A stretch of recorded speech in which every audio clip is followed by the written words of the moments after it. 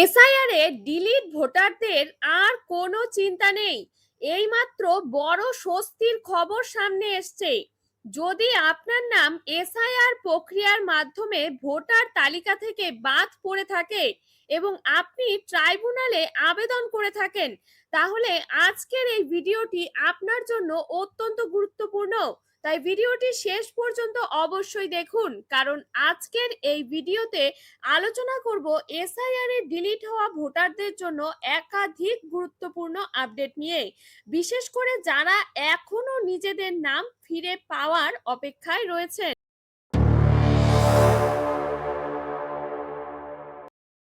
প্রথমেই আসা যাক সবচেয়ে গুরুত্বপূর্ণ আপডেটে।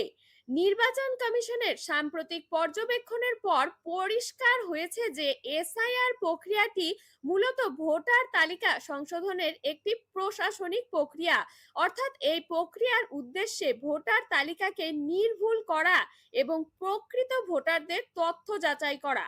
ফলে যাদের নাম বিভিন্ন কারণে ডিলিট হয়েছে তাদের জন্য এখনো আইনি ও প্রশাসনিকভাবে নিজেদের অবস্থান প্রমাণ করার সুযোগ রয়েছে।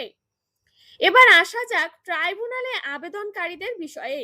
বিধানসভা নির্বাচনের আগে বিপুল সংখ্যক মানুষের নাম ভোটার তালিকা থেকে বাদ পড়ার পর লক্ষ লক্ষ আপিল আবেদন জমা পড়েছিল।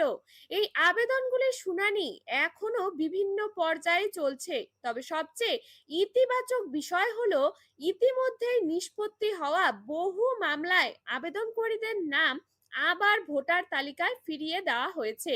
রিপোর্ট অনুযায়ী যেসব মামলার নিষ্পত্তি হয়েছে তার একটি বড় অংশে আবেদনকারীরা সাফল্য পেয়েছেন।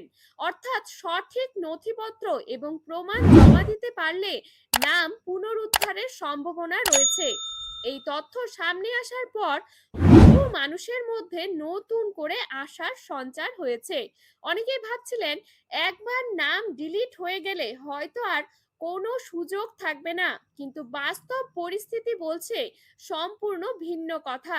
কারণ ট্রাইব্যুনালের মাধ্যমে এখনো নাম পুনরুদ্ধারের প্রক্রিয়া চালু রয়েছে এবং প্রতিনিয়ত নতুন নতুন মামলার নিষ্পত্তি করা হচ্ছে।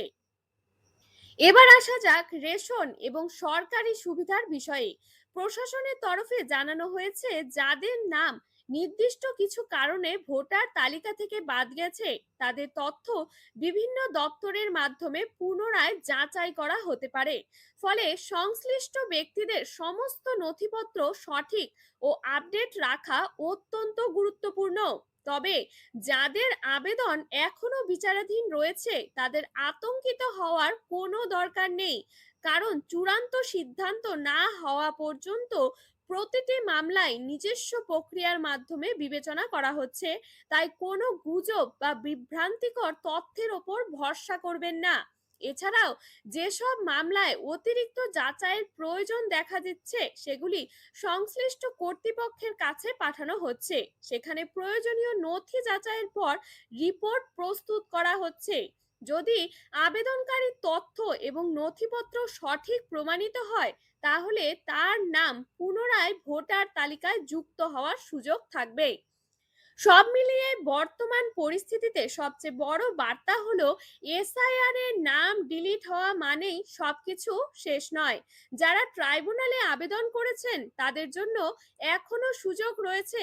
ইতিমধ্যেই বহু মানুষ নিজেদের নাম ফেরত পেয়েছেন এবং আরো বহু আবেদন এখনো বিচারাধীন রয়েছে। তাই যদি আপনার নামও ভোটার তালিকা থেকে বাদ পড়ে থাকে তাহলে অযথা দুশ্চিন্তা না করে সমস্ত নথিপত্র প্রস্তুত রাখুন এবং নির্ধারিত প্রক্রিয়া অনুসরণ করুন। কারণ বর্তমান পরিস্থিতি বলছে যোগ্য আবেদনকারীদের জন্য এখনো আশা রয়েছে। এই গুরুত্বপূর্ণ আপডেটটি বেশি বেশি করে শেয়ার করুন যাতে এসআইআর এ ডিলিট হওয়া প্রত্যেক ভোটার এই তথ্য জানতে পারে। ভিডিওটি ভালো লাগলে লাইক করুন, শেয়ার করুন এবং এমন আরো গুরুত্বপূর্ণ আপডেট সবার আগে পেতে আমাদের চ্যানেলটি সাবস্ক্রাইব করে রাখুন। ধন্যবাদ।